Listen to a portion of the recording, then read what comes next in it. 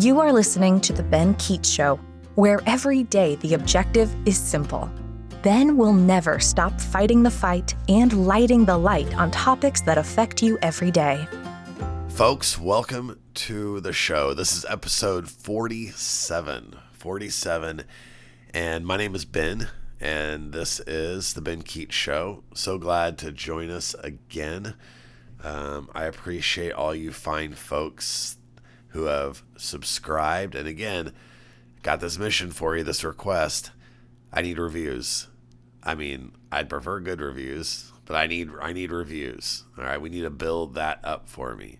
What happens is I am looking to get on other people's podcast, and I'm looking to get people on my podcast. So this is the growth of this. You're kind of watching the evolution of this happen as I'm just this little guy in my desk here in Kansas, and I'm starting to have conversations with people all over the country about their shows and trying to get on their shows. And one of the measuring sticks that they take is they say, well, how many reviews they have?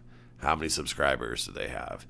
And so when I'm asking about these things, it has nothing to do with money or you paying money or me even making money. I mean, this is an expensive hobby. What this is for is as I am taking the steps in my path of what I'm trying to accomplish, it helps when I have reviews. So maybe throw a couple good ones that way. Even reach out to your grandma. Send her an episode. Let her give a good review. She may not know how to give a review. That's probably an ageist comment. Maybe some grandmas do. I don't know. Help her out, though. Make it a family deal. All right? Episode 47, Little House in Kansas is the title. And this is part 2 of a 4-part series looking at my life as in a chronological order, trying to connect and tie it into your life, and then how we should have the best perspective on what we're trying to do and what we're trying to accomplish. So episode 46 was kind of like the beginning of me, my childhood mostly, my parents. Episode 47 is going to transition. Well, now I am an adult, and I am married, and I have kids, and it's basically that season of my life. So let's get started, folks. All right. You already knew from last episode, I could not wait to get married. And the woman that I met was someone who I could tell was a family person. She wanted a family. She came from a big family. I could tell right away she was going to be an amazing mom. Her and I would babysit other kids together. She was like on point. She was a teacher. I was a teacher. Like we were, we could even today probably do like a traveling road show of just like parenting, and now we're exes, but it would still actually probably be more funny of relationship quirks. I mean, she's hilarious. She's got a great personality. We had that tied us together. We get married. We start our teaching careers. We're living the American dream. We didn't have a white picket fence, but it didn't matter. We're on our way. We start having kids. Now, I'm going to pause this story for a second because I know there's some folks out there that have younger kids. And I want to explain to you my mentality at the time and how this has tweaked and changed. And hopefully this can kind of help you out a little bit. My mentality at the time was, remember, and this comes back from my wounds in my past. My past was, my parents could have done this better. They could have done this better. When I'm a parent, okay, and so here we go. Well, now I am a flipping parent. Now I am actually in charge. And, well, here we go. I've been talking about this my whole life, so let's make this happen. And so I was going to control, not as a controlling person, but I was going to be in control of my house, and here's how our house is going to be, and this is when we're going to go to church, and we're going to do family Bible studies, and we're going to play outside, and we're going to all the things, right? And I had this almost obsession of doing every little thing right. Every decision I made, I put under my own personal dad microscope. Well, I got to make sure my kid's trying to, I got to make sure I do this. And it's a lot of pressure. And I put a lot of pressure. I think parents of young kids can put a lot of pressure because they just want to be good. They just want to do it right. They want to have kids that turn out, I don't want to mess them up. I want to do better. It's tough. It's tough. But that was I was very typical of a young parent, and that was my mentality. Meanwhile, I'm starting my career and I'm a teacher and I love kids and I love teaching, and I'm doing some coaching and coaching at the high school level. I'm just, I love my life. Like I coach these kids and they kind of meet my kids and there's all sorts of different connections there. And it's fun. It's exciting. I was correct about my wife. She was an amazing mom, and we complemented each other very well as parents, and kind of like we both had like that kind of old school touch to us where we weren't gonna just, we didn't have a lot of disagreements about that. So time's going on. I love my teaching. I'm very mission oriented as a teacher. Shocker. I'm running a podcast, but trying to help kids be great adults, trying to get them to understand how and why relationships are important, how to look at their pain and their past and what took place and how they can do better for their kids. And so, I taught American government. I'm a conservative American government teacher in a very liberal public school. But I wasn't there for the prince. I wasn't there for any of that. I didn't care about that. I was open-minded. I taught both sides, but I did teach from a conservative perspective. The interesting thing about that is it was a little countercultural in a public school, because I would talk about things like capitalism, basic components of it, like, oh, wow, that makes sense. I'm like, yeah, shocker. Of course it does, because it's actually how money works. And so these kids and many different categories had been literally brainwashed. I'm not saying that all liberal elements are brainwashing, but what I'm saying is that they were. And so they got, if nothing else, agree or disagree, they were getting a different perspective. And I fed off of that. I love that. So I love my job. I love my kids. I love my wife. Honestly, like, what's wrong with this life? Like, I loved God, went to like church. Everything was good. Everything was good. And until it wasn't. And it's interesting when I look at the time period. I remember thinking when I turned 40 that the only bad thing that's ever happened in my life was when I was 16 and my mom died. I'm enjoying the ride. I'm enjoying the process. I'm coaching my kids in all their sports. I mean, I'm meeting their parents and friends and kind of creating a culture and a life for ourselves. And that was good. I liked it. I was built for it. This was great. Until it wasn't. And interestingly, a little bit after I turned 40, all of the teaching stuff fell apart. And now I'm not a teacher. And my kids are getting older. And that was fine. But I believe that men have to have a mission outside of their family, outside of their wife. I think there has to be something else they're living for. And the reason why I say that isn't to make us go crazy with our time. The reason why I say that is when men are on a mission, when they live their life for a greater cause, and their wife knows it and supports it, and their kids see it and adopt those types of principles, then what it does, it's like, I'll follow that guy. I see his vision. It actually, what does it do? It takes the selfish, me first, what I want attitude, which is what we've given literally to millions of kids now. kids are the center of the universe. It's not healthy for kids. I'm going to say that again. When kids think the world revolves around them, that's bad news. It doesn't mean that we should be, abusive or neglectful to kids. That's also not what I'm saying. But what I'm saying is, for me, I have my relationship with God. I have my relationship with my wife. I have the mission of what our family believes and how we're living for other people as well.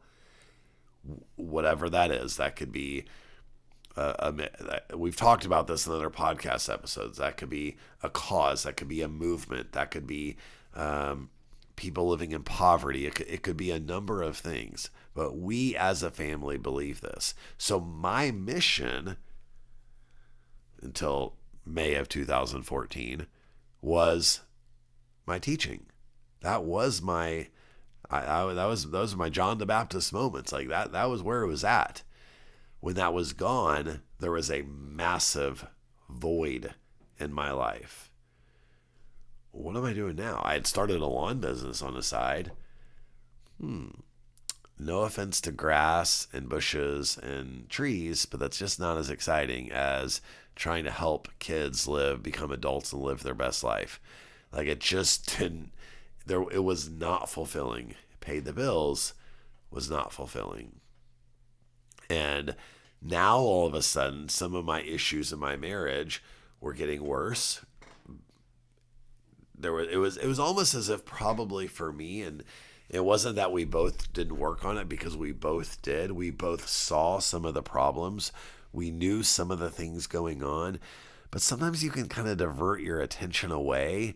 And while the mission is important, you also have to, everything has its place and its balance.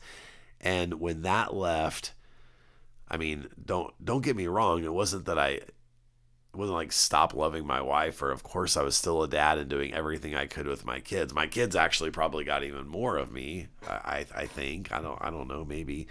But I had objectives, and I didn't know how to fill that. So what I did was I started a youth sports organization called More Than Athletes, and we're gonna coach kids up in basketball. We're gonna coach kids up all across the Kansas City area, regardless of where you lived.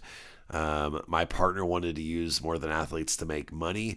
I wanted to use More Than Athletes to make people's lives better and to change lives. We had a difference of opinion. 5 years later, More Than Athletes falls apart. More Than Athletes falls apart. 2019, 2018. My marriage is falling apart. 2018, 2019. My kids are getting older. High school, college, getting closer to all of that. I'm in chaos. I'm literally in chaos. It just seemed like a few years ago I was on a sailboat and the seas were calm and life was good. And now I have no flipping idea what's going on. Like every single component of my life was turned upside down. And in some ways, it seemed like it happened overnight. And there's all sorts of inner reasons why, as I have looked back at at my marriage and my culpabilities and how I saw things and how I should have seen things. And I have an understanding of those things now, at least a better understanding. I get the story a little bit more, but it's taken a while. But you don't get that stuff sometimes in the middle of it. It's actually why I want to, and why I've started a coaching business for men. Because sometimes in marriages and post-marriage, or you're still married, or even before you ever get married, we have beliefs and thoughts that need to be ironed out, that need to be bounced off somebody else, especially somebody that's a neutral party. And my passion for helping men, for helping boys become men, and being kind of a coach and a guide for them is why I started the business. If you ever go to my website, I don't know if you've ever been there, www.benkeechspeaks.com, and you can see the coaching business. You can find my podcast episodes there. And again, I don't even care. It's not even about money. It is always has been my mission. It's just finally evolved to go from teaching to More Than Athletes to now all of these things that I'm doing. Okay. So that kind of brings us to, why did I call this Little House in Kansas? I got to tell you a story, and this is a story that I think well, I don't know what you're gonna think, but I asked one Christmas from my wife. I said, "Hey," she's like, "What do you want for Christmas?" And I said, "I want the box set of Little House on the Prairie. This was DVDs." She's like, "What the heck?" Like, I'm not buying a grown man Little House on the Prairie DVDs. I'm not going to use the word she said, but that she said I was like, "That's fine. That's all I want. Just figure it out." So of course she figured it out because she was, good like that. And so I got it came in a covered wagon. Okay. There was 9 seasons. If you're not aware, some of you may not even know what that show is. Some of you probably don't spend a lot of time watching that show, but again, intentional parenting. There's a bunch of crap on television and it's probably not getting any better. And I wanted to watch television in the same way that I watched television as a kid, and the values and the morals of that, like, are my kids going to even like it? Sure enough, my youngest son Brett was too little, so he just ran around the living room and played. Mallory was always on my right side. William was always on my left side, and we would lay on the same spot in the same couch, for a year and a half, almost every night, and watch an episode, sometimes 2. Sometimes we'd stop in the middle till it was bedtime. And this was a consistent pattern, and they did not miss an episode. The sports later on in life kind of got us out of that moment. But the point that I'm saying about that isn't to say anything about me. It's that we as parents, and this kind of ties into the parenting advice, we as parents have certain ideals from our past, how we should parent, what do we want our kids to be like. And all I'll tell you is this: there's so much garbage out there that when you can be the protector of what goes into your kids' minds and control that to an element, we can't control everything. Your kids are going to hear stuff at school. They're going to be a part of life. That's okay. But when you build that foundation of what values are, what good morals are, character, faith, how to live, how we love people, how we are honest, like, we need those values. And I'm telling you, there is so much shallow, I don't have to tell you, just garbage out there. And I'll say this, because I know some parents are really up on the educational content. We want our kids to be smart. They're going to learn this, and that's fine. But I also just think from an entertainment standpoint and a godly moral perspective, like, they need to hear some of these other things as well. I think it's important. It's just hard to find.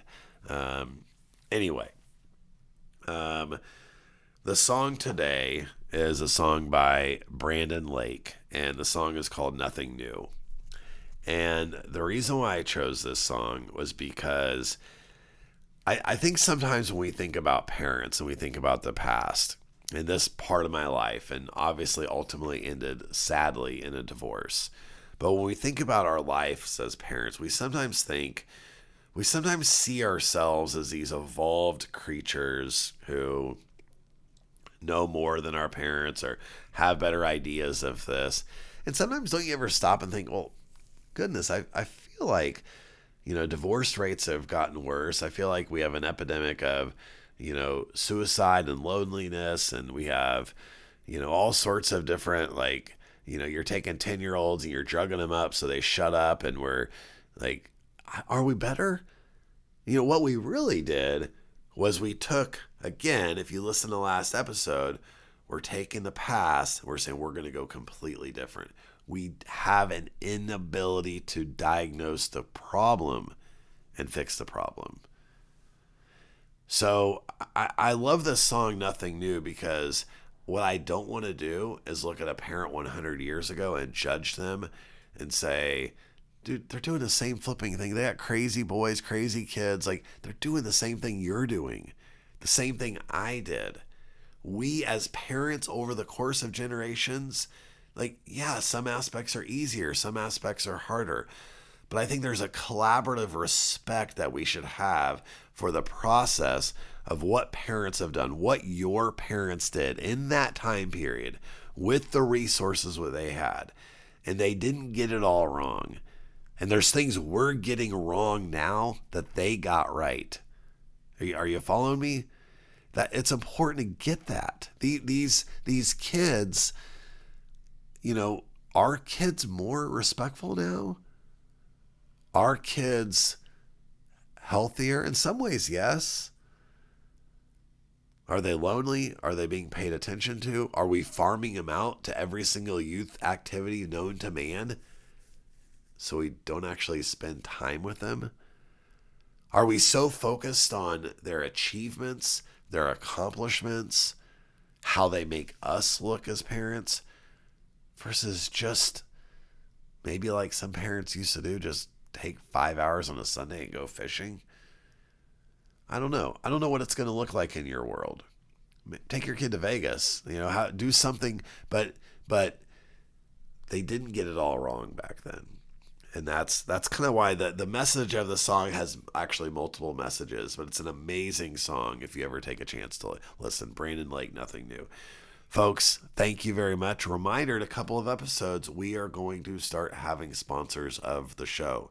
I would love for you to come on board and help me, let me promote you, come aboard, be a member, be a team player, if you will. Help me get these messages out for whatever that's worth. I appreciate it. I would love it. And more information coming soon. If you want to get on board with that, contact me. Follow me on TikTok, Instagram. Leave me a message. I'd love to help you with your business. And we need the help here too. So thank you so much. Love this episode. We have 2 more episodes that are kind of geared a little bit about me and really honestly all of us. Thank you so much. Episode 47. We are signing off. Until next time, folks, have a great day. Bye-bye. Thank you so much for listening. Let's keep the conversation going. You can reach out on Ben's website, www.benkeechshow.com, or on social media to chat. And please remember to subscribe so that you never miss an episode.